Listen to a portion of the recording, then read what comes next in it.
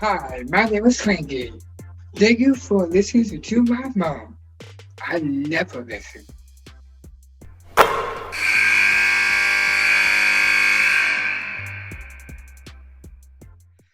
Welcome to the podcast, Nothing But Net, with Kamri Heath, a senior at the Air Force Academy. Kamri, thank you so much for being with us. Of course, this is fun. Listen, I got a chance to watch you play. I got a chance to meet you and spend a little time with you at the Gulf Coast Showcase down in Florida, and I was mesmerized by how hard you work. You must work like that in the classroom, off the court, everything you do, I'm guessing. Yeah, I try.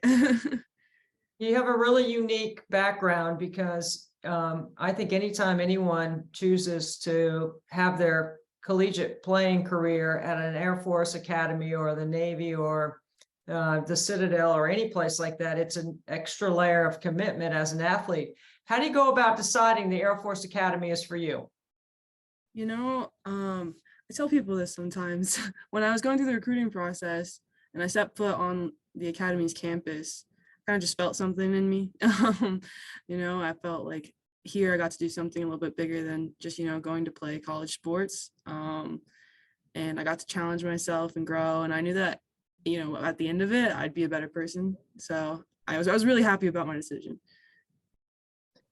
I'm guessing when you go and play D1 basketball at the Air Force Academy, it's not just about basketball. There's got to be some other things, but I do see a pure love of the game inside the way you play, because you do play hard. How do you find that balance? It's when you step down here, when we say classes are up on the hill and then basketball is down, at Clune Arena, which is where we play. When you step into Clune Arena, you're in basketball mode, and when you're up on the hill and there's military stuff to do and academic stuff to do, then there's that to do. But it's definitely compartmentalizing a little bit. Yeah, I would say that for sure. Well, being a D1 athlete is not easy. There's not a spot for everyone, but there's a spot for you, and you're averaging 15 points a game, and you're definitely the leader of your team. And I see so many different qualities in you watching you play about how much you just love the game. Where does that come from? I mean, I grew up playing basketball. I grew up shooting in my driveway until it's too dark to see the goal. I've always had a love for the game, and if I would be playing for as long as I could if possible. But not everyone gets to go pro, especially like WNBA is not like a huge as big as the NBA, like that type of thing. But yeah, you gotta play for as long as you can. You gotta love it for as long as you can, even through the hardships. Right, and it's not easy to do what you do. What is the day-to-day like for you at the Air Force Academy when you're trying to blend some high rigorous academics with some really challenging basketball? Yeah, so usually we have it's like squadron meetings in the morning, and those will be at 6:45. And that's not long. It's like 15 minutes, and then classes start at 7:30. 7:30 to noon is when we have classes, and usually athletes will have that whole time filled with classes. We go to lunch. A lot of times we'll have noon meal. It's marching to lunch. And then after lunch, there'll sometimes be more squadron meetings and then practice for the rest of the day. And then when we get back from practice, we start our homework. When you say march into lunch, you're literally talking about formation into Yeah. lunch.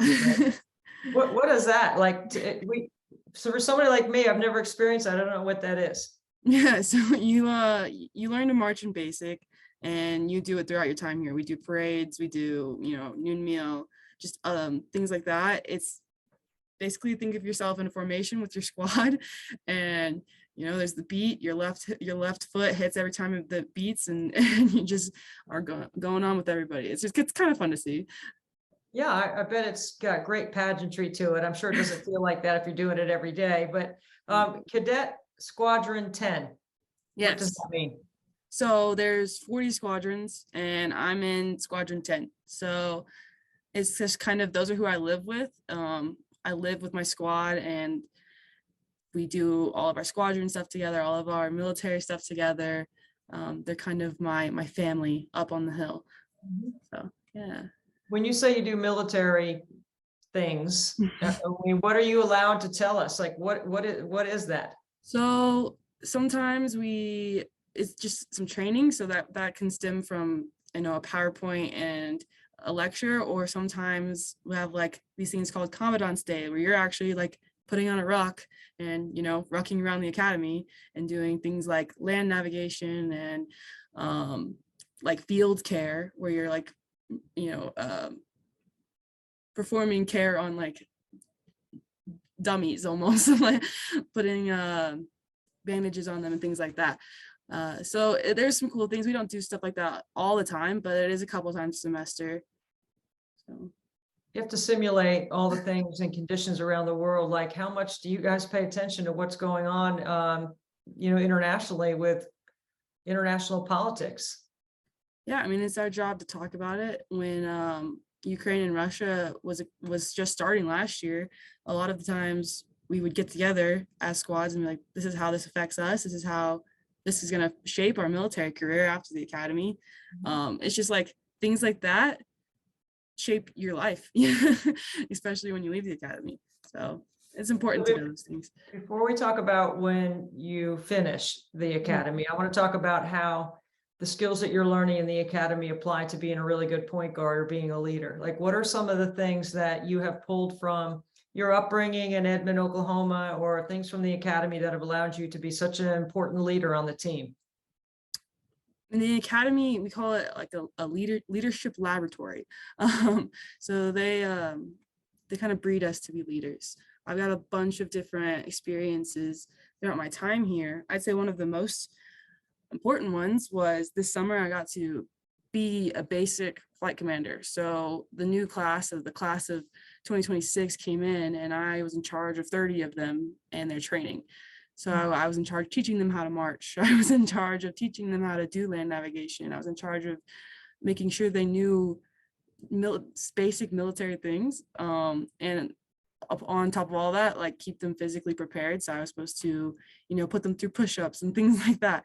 And I did that for 3 weeks straight. And it was like starting at 4 a.m. in the morning to when we go to bed at like 9 p.m., which is when we put them to bed. But that was definitely a really important experience, because it just teaches you what people need to know and how to prepare like people around you to be successful. I'm guessing your STEM scores are off the charts. That's how you get into the academy, right? So, today little girls are being provided more opportunity than ever before, not just to play sport, but to learn through sport how to have a fulfilling life when your playing days are over. So there can't be any better example of what you're experiencing every day and what you're doing with your teammates. And, it's challenging to do what you do because of the rigorous schedule that you have. When you hear other athletes complaining about how hard it is, do you kind of shrug your shoulders and kind of chuckle, or do you just kind of like bear down and just dig deeper because you're doing something that's significant? Yeah, sometimes I wonder what it'd be like to go through a day in the life of at another school, see what that was like. But it's hard to compare because I've never done it. But I won't judge them for thinking their lives are hard. I do think my life can be harder at times, but I wouldn't change it, not even a little bit. Yeah. Yeah. Well, Kamri Heath, the senior cadet at the Air Force Academy, the point guard for the Air Force Academy. Let me ask you about Kris Gobrecht, your coach. She's been around a long time. People that are listening to this podcast know who she is. They know her history and the many different places that she has coached. I find her to be quite interesting. I mean, she's very demanding, obviously, but you're used to demanding personalities and authority in your position. So what are some of the things that you've learned from Coach Gobrecht that you apply, that that 20 years from now, you might think back and go, that's something Coach Gobrecht would have said? She's big on commitment. At the academy, we're being pulled in so many different ways, and she knows that. She's really understanding about it.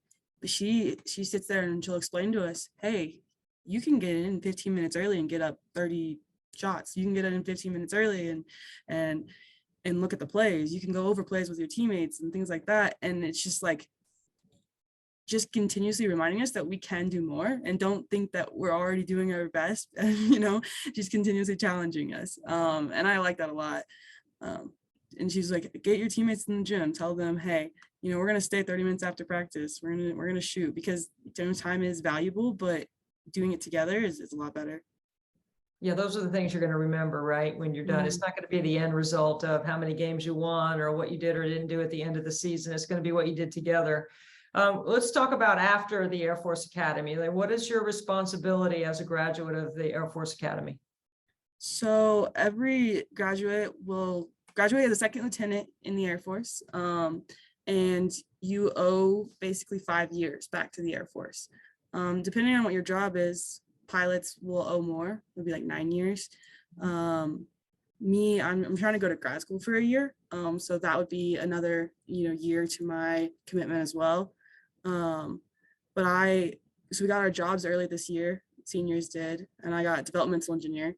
So I'll be an engineer in the Air Force for 5 years, if not more. We're gonna take it by year. Hopefully I like the Air Force, I'll stay in, or if I, doesn't fit, my needs at the time, I can always separate after 5 years. So. And when you say grad school, is that grad school at the Air Force Academy? No, so we don't offer grad school. There's no more years. But they do have a bunch of good relationships with, top schools like Georgia Tech and Purdue and Rice and Johns Hopkins that I'm trying to apply to, and they're trying to help me out with that. There's also an Air Force wide grad school, kind of. It's called the Air Force Institute of Technology. It's in Ohio, and that's anybody in the Air Force can apply to go to that school and get their master's. So yeah, that's cool as well. Explain in layman's terms what your job will be. Okay. I'm trying to think.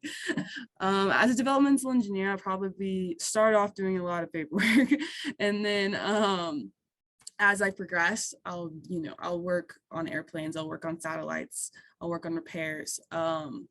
Wow. And the longer you stay in, the more they put you in leadership positions. So you'll be a squadron commander after however many years, and you'll be a flight commander, and you're not really doing your job, but you're leading people that do your job. So it's kind of cool.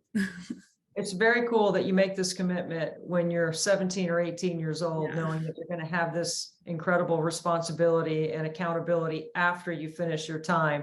So why do you choose to play basketball while you're doing all this? Because it sounds like your schedule is just really crazy. It's like you said before, I love the game. I'm going to play it for as long as I can and as hard as I can. And it's fun, right? It's fun to compete at the highest level. It's fun to go play against people that are challenging themselves the same way you are.